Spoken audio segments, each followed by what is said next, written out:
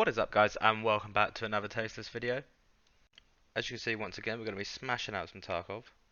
But before we get into it, I just want to say, don't forget to check out the previous video for the giveaway I'm doing. Make sure you sign up to that. Now, I've been wanting to do this video for quite a while, as I believe currently in the state of Tarkov no one should be poor. There is currently something in Tarkov that everybody and their mums should be abusing. And it's a little thing I like to call the map lighthouse. By following this one simple tip, you will be making millions. This map is absolutely ridiculous for loot. As you can see, I've just looted an M tube, not even 15 seconds into the raid. This isn't normal. But good lord, am I going to abuse it. For me, at the end of the day, the main goal for Tarkov is to improve my stash worth and the amount of rubles I have. Which means at the end of the day, my priority for each raid is to get as much valuable loot as possible. And I will do this as fast and efficiently as possible. Now if you're like me, you value your stash worth and your rubles, and you're sitting there wondering how you can maximise your profit, then you should be doing exactly this. This video is going to be a quick guide on looting Lighthouse. I also, while recording these clips, forgot to mute Discord, so please don't mind my friend talking in game occasionally. This will be essentially a follow-on guide from the Lighthouse road guide I previously posted, and as you can see in this clip here, I used the same route through the map, looting multiple Tetrises, some dynamite and an M tube, also killing a couple of rogues and getting their loot. And there we go. Moving on to the next clip, I'm going to start it off with a scav I killed who had a GP coin, and as a PMC on this map I feel like you should always try and kill the scavs because they do have loot on them, and this map is ridiculous for loot. Chances are they're going to have something good on them. So here we are at the old abandoned Scav Village, and you want to walk to this car and check these baskets. You also want to check the back of the car. There's also more baskets further up to the left that you want to check. Make sure you get right in there and have a good look, because there's good loot spawn in there. Then you just want to run around, loot these abandoned houses. Relatively easy. There's a lot of free loot spawn on the floor and stuff like that, so you'll keep your eyes peeled. Loot these jackets. As you can see here, I find another GP coin. And I really do feel like this map is buffed in some way for valuable loot, because I find stonks of it. Once you've looted the village, make sure you come over here and check this little kind of door. As we see on the floor in front of that, I've had a clock spawn and a lion, so make sure you keep your eyes peeled for that.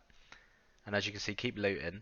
Over this side of the map in this garage, I actually end up finding another M tube, so that's another mil, 1.1 mil at time of recording, which is pretty crazy.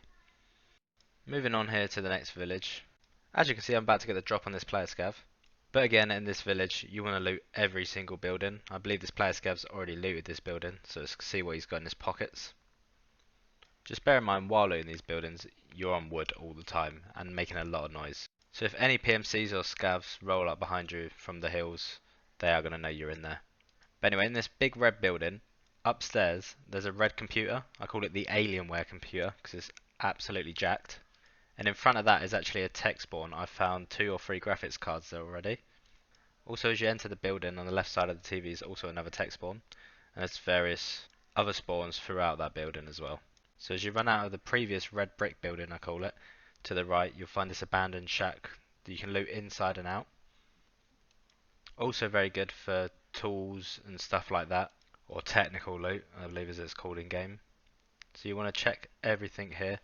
Good to find food as well if you're running low on energy. Make sure to loot these big old boxes as well, because there's usually good loot inside here, just like on customs. So like I said, you can find decent tech loot in here, hoses, pressure gauges, stuff like that. Then you want to check this table, see M parts, more tech loot, toolbox there as well. If you're in need of D-fuel and stuff, this is where you want to run the areas like this, because you find tons of it. As you can see here, we can find a couple of water filters as well. Then I tend to run inside this building, but like I said, always be careful because you're on wood. Make sure you do listen out, because you don't want to get ambushed by players or player scavs. Coming into this room, we've got a duffel bag on our right, and a chair on the left that also spawns random loot. I found everything on this chair, from D-fuel, bullets, food. And going inside, to the right here on the floor is another valuable loot spawn. As you can see, a horse has spawned there. I'm not going to take that. But I've also found GP coins and 1 single Bitcoin on that floor as well. Make sure to keep your eyes peeled as well. I was looking through this building because in the corners, as you can see, there's a chain lit. I'm not going to pick that up either. But there can be other various items, once again, such as D-fuel, stuff like that, and other valuable items. So it's definitely always worth checking. As you can see, this next clip, we're on the other side of the map near the downed helicopter, and if we run to this couch, there's valuables spawn on it, also injectors, stuff like that. And going up to the first big chalet, we've got this safe. Make sure to loot that. It's free loot, always unlocked, easily accessible. Just make sure you listen out to make sure there's no players there. And honestly, when it comes to looting the chalets and stuff like that, just loot it all. If someone were to ask me, you know, is there a specific spot you suggest to get the maximum loot on this map, I'd answer with everywhere. This map is absolutely ridiculous for loot. Every nook and cranny, on the floor in random areas you wouldn't expect. On this dead body in the pool, valuable loot, found a Bitcoin in there before as well. And then, like I said, just run around looting the corners of the houses and stuff like that. It's the same with the other chalet. Also, like you saw at the start of the video, those broken boxes, crates. Not the half broken ones, the fully broken ones. More often than not, they contain something extremely valuable.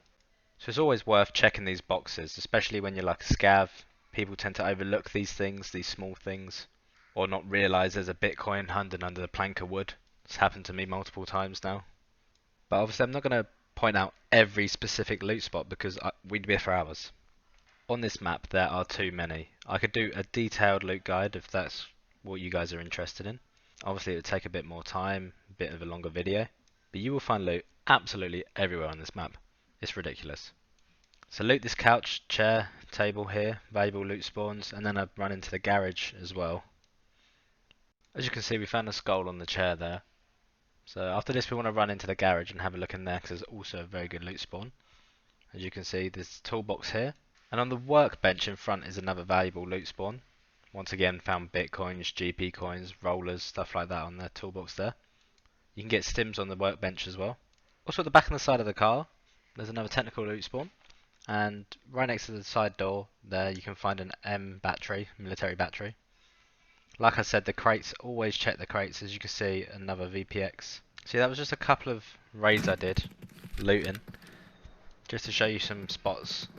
But the point of this video is that right now, other maps, there's no point wasting time playing them. If your goal is to make money in Tarkov, then you should be playing Lighthouse and Lighthouse only.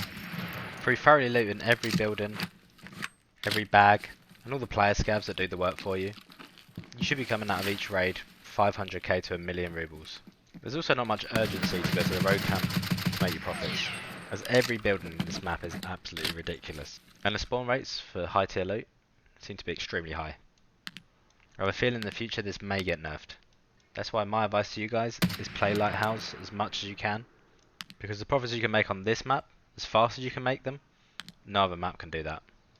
And the fact is that right now, if you're here for PvP, want to kill chads and make money, then this is where they're all at, baby. Because this is where the money is, and that makes sense. So yeah, my one simple tip to make you millions is play Lighthouse. And with that I want to say thanks again. Really appreciate you guys watching, taking the time out of your day to watch my videos. If you didn't drop the video, then I'd love it if you dropped a like. If you got anything that you feel like I could improve on, or any questions, or just want to comment, then throw a comment in the comment section. I really appreciate that. Like I said at the beginning of the video, don't forget about the giveaway I'm doing. If you want to be part of that, check out the previous video, the 5 beginner tips one, for your chance to win 40 euros on Steam. And like I said, the winner will be announced Friday, so anyone that enters, best of luck to you. Once again guys, thanks so much for watching the videos. Please, if you did enjoy the video, make sure you subscribe. Keep up to date with future content. And with that, I hope you guys have a nice day, and peace out.